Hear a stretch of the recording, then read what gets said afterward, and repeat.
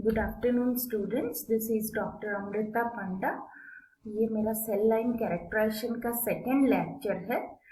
First lecture में हमने कुछ मेथड्स के बारे में पढ़ा था जिससे हम एनिमल सेल लाइन को कैरेक्टराइज कर सकते हैं। जैसे कि हमने पढ़ा था सेल का मॉर्फोलॉजी, वो किस शेप का है, क्या फ्लैटेंड है, क्या इलोंगेटेड है, क्या स्फीयरिकल है। तो हम उससे उसकी सेल टाइप जान सकते हैं कैरियोटाइपिंग करके। क्रोमोसोम का नंबर, क्रोमोसोम में कोई एबेरेशंस तो नहीं है, इससे उस सेल लाइन की स्पीसीज को आइडेंटिफाई कर रहे थे। उसी लेक्चर को कंटिन्यू करते हुए आगे चलेंगे।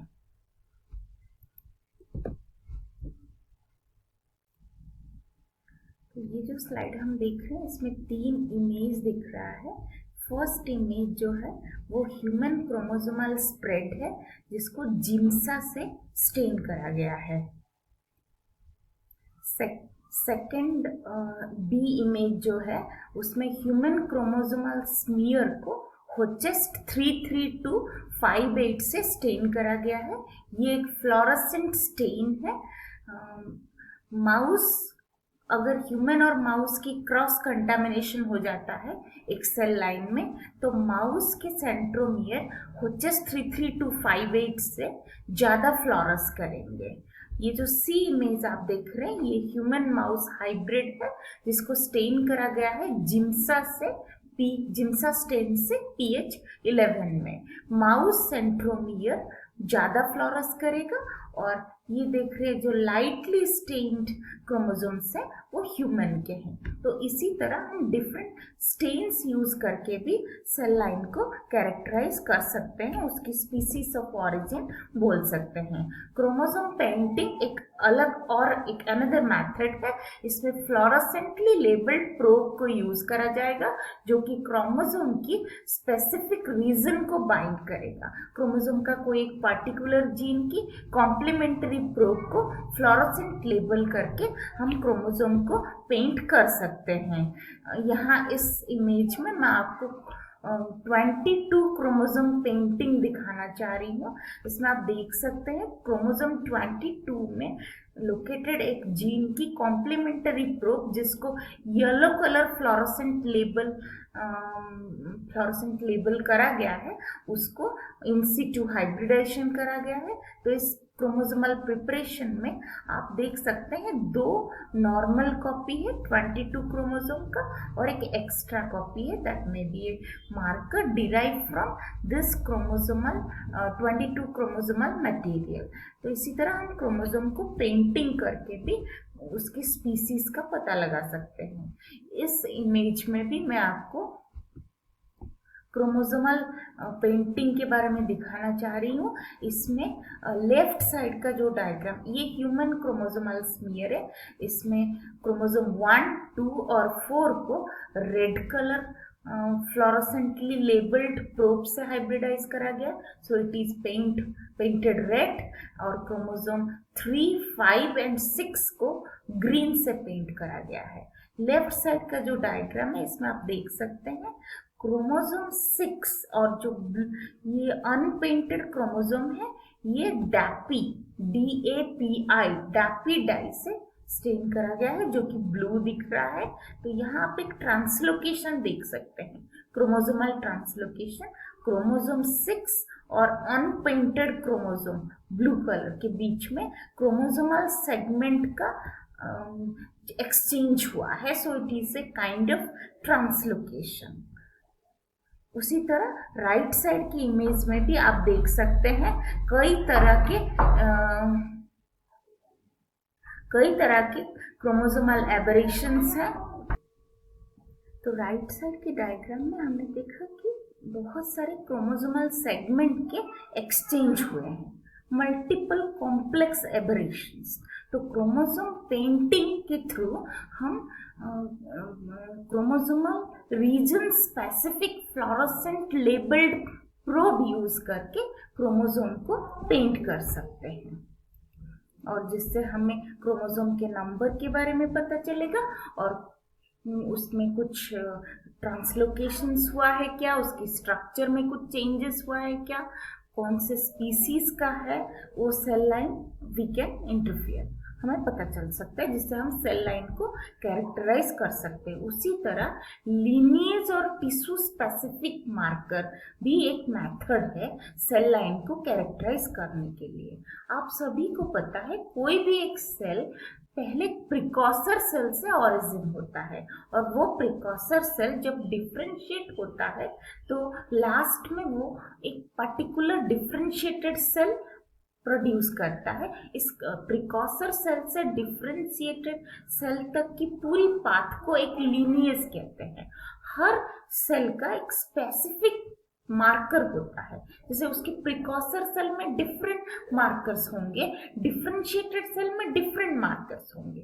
तो ये जो मार्कर्स है लीनिएज स्पेसिफिक या टिश्यू स्पेसिफिक मार्कर्स हैं, ये मेनली सेल के ओरिजिन के बारे में बताएगा, कौन एम्ब्रियोलॉजिकल ओरिजिन और कौन से जर्म लेयर से, क्या वो एक्टोडर्म से, क्या वो स्ट्रोमा से, क्या न्यूरोएक्टोडर्मल है, किस तरह के जर्म लेयर से वो ओरिजिन हुआ है, उसका क्या रिलेशन है, वो एस्टेब्लिश कर सकता है लीनिएज tissue marker.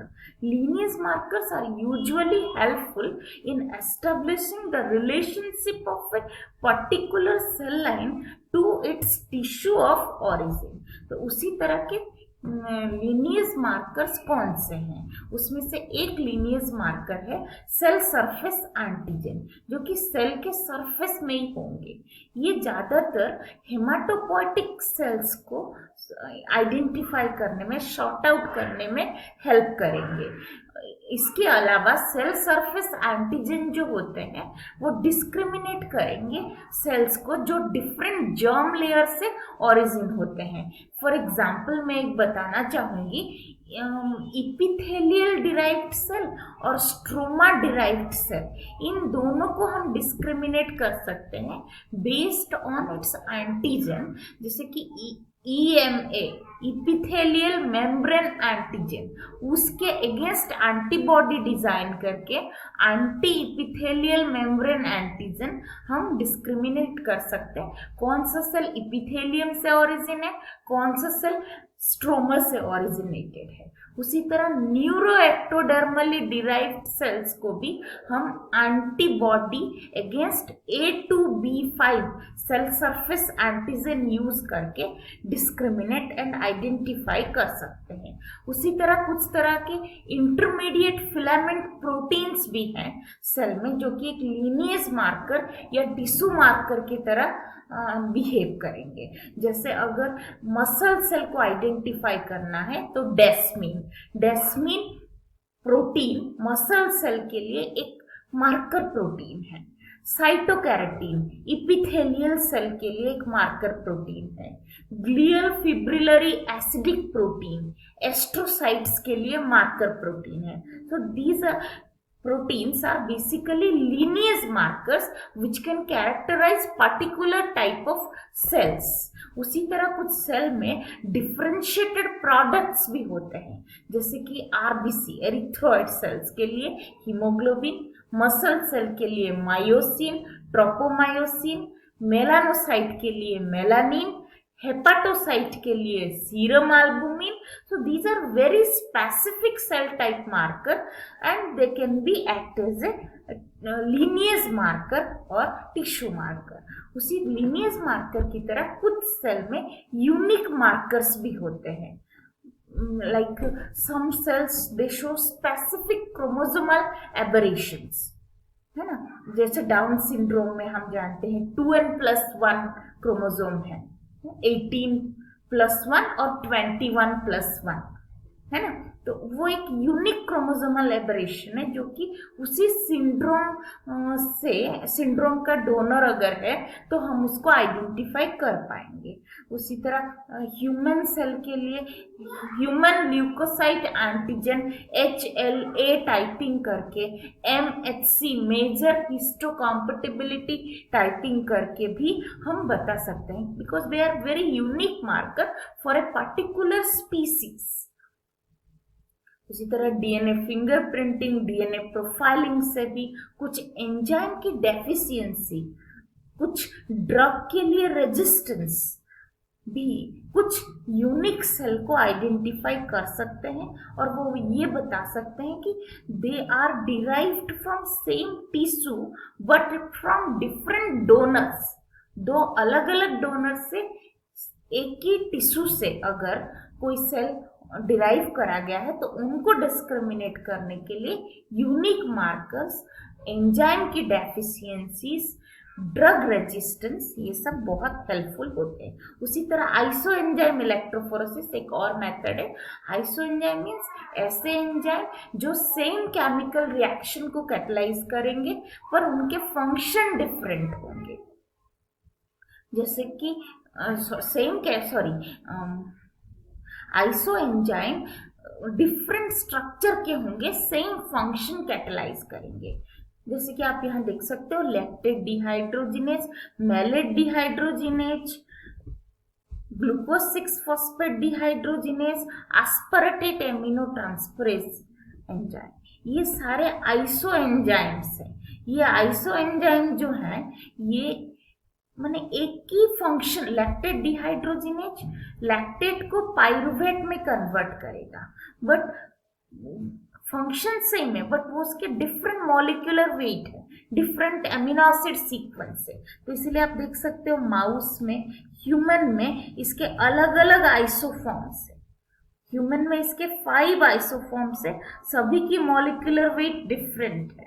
तो अगर हम किसी सेल से पर्टिकुलर आइसोएंजाइम को आइसोलेट करके उसका इलेक्ट्रोफोरेसिस करें तो उसके डिफरेंट आइसोफॉर्म के बेसिस पे भी हम सेल लाइन को कैरेक्टराइज कर सकते हैं। उसी तरह डीएनए एनालिसिस, डीएनए एनालिसिस एक सेल में कितने अमाउंट का डीएनए है, अगर हम डीएनए स्पेसिफिक कोई डाई यूज करें जैसे कि प्रोपीडियम आयोडाइड, HH33258, कोई डीएनए फ्लोरोक्रोम जैसे डैपी, पीको ग्रीन, इन सब को अगर किसी सेल से स्टेन करें हम तो दैट विल अल्टीमेटली हमें क्या बताएगा कि उस सेल में कितनी अमाउंट का डीएनए है, डीएनए के कंटेंट को बताएगा। उसको हम मेजर कर सकते हैं। डीएनए कंटेंट मेजर करने से हम usually transformed cell, immortal cell या जो कैंसरस सेल हैं उनको आइडेंटिफाई कर सकते हैं, क्योंकि ट्रांसफॉर्म्ड सेल ही यूजुअली एन्यूप्लॉइड होते हैं, हेटेरोप्लॉइड होते हैं और उनमें डीएनए कंटेंट डिफरेंट होता है। उसी तरह डीएनए हाइब्रिडाइजेशन से भी हम सेल लाइन को कैरेक्टराइज करेंगे, जिसमें हम स्पेसिफिक मॉलिक्यूलर प्रोब यूज करेंगे यूनिक डीएनए सीक्वेंसेस के लिए। जैसे कि अगर हमें कोई सेल लाइन जो कि मिथोट्रिक्सिट रेजिस्टेंट है उसको हमें कैरेक्टराइज करना है, तो मिथोट्रिक्सिट रेजिस्टेंट डेवलप होने के लिए एक एंजाइम की जरूरत है, डाईहाइड्रोफोलेट रिडक्टेज। तो अगर डाईहाइड्रोफोलेट रिडक्टेज स्पेसिफिक प्राइमर से डीएनए में एम्प्लीफिकेशन आ रहा है, that means that particular cell from where जिससे हमने डीएनए आइसोलेट करा है वो सेल में DHFR स्पेसिफिक जीन के प्राइमर से एम्प्लीफिकेशन आया है, तो वो एक मिथोट्रिक्सिट रेजिस्टेंट सेल लाइन है। उसी तरह मल्टी ड्रग रेजिस्टेंट जीन की स्पेसिफिक एम्प्लीफिकेशन अगर मिल रहा है तो वो विनब्लास्टिन रेजिस्टेंस सेल लाइन है। कोई पर्टिकुलर ऑन्कोजीन का अगर हम ओवर एक्सप्रेशन देख रहे हैं तो वो एक ट्रांसफॉर्म्ड सेल लाइन है।